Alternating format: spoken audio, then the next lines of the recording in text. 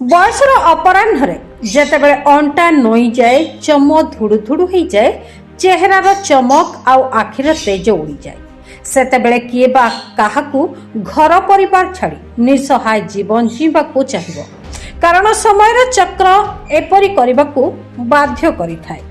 रक्त जेतेबेले पर करिदिए सेतेबेले वृद्धाश्रम को जीवन एकमात्र मणि थाए व्यक्ति जनक। एपरी एक असाधारण चिंता नहीं सिमुलिया ब्लॉक श्यामसुंदरपुर पंचायत कुंवरपुर ग्रामर जड़े शिक्षाविद तथा समाजसेवी कुश सियल निज अर्थरे जराश्रमटीए करने आग्रह प्रकाश करी तार शुभ शिलान्यास करिसेंती। जराश्रम को सिमुलिया विधायक पद्मलोचन पंडा मुख्य अतिथि भाव में जोगदे शुभ शिलान्यास करथिले। अन्यतम अतिथि भाव में वरिष्ठ नेता राधारमण पट्टनायक अवसर प्राप्त अध्यक्ष अजय कुमार पंडा समिति सभ्य उत्तम कुमार महांती पंचायत सभापति जादव महांती युव नेता जगन्नाथ दास शरद बारिक प्रमुख जोगदे वक्तव्य प्रदान करथिले।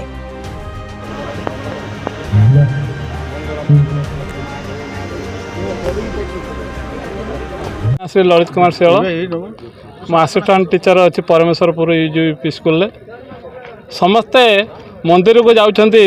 भोग करने से भोगटी को मंदिर पुणी फेरई आनुंट आम एमती चिंताधारा नहीं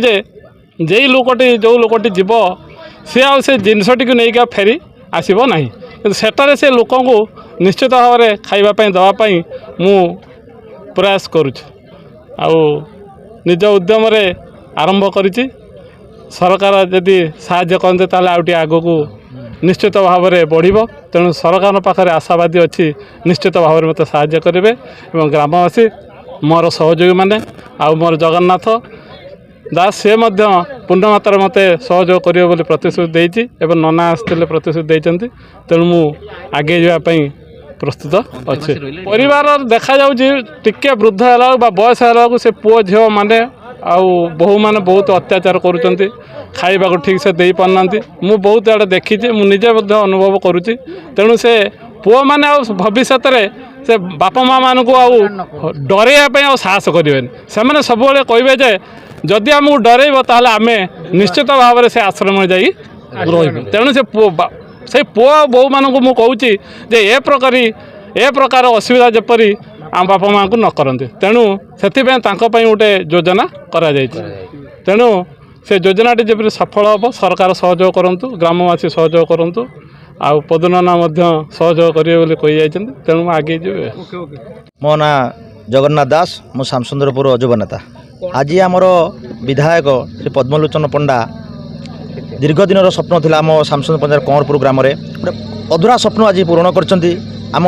मन में हस फुटाई ये सिमुलिया ब्लॉक रे कौन सी आश्रम नाला आम जड़े सहद तांको निज आप्राण चेष्टार कुश आश्रम जोटा कि आज शिलान्यास कर नना मत कहते तुम कार्य आरंभ कर मु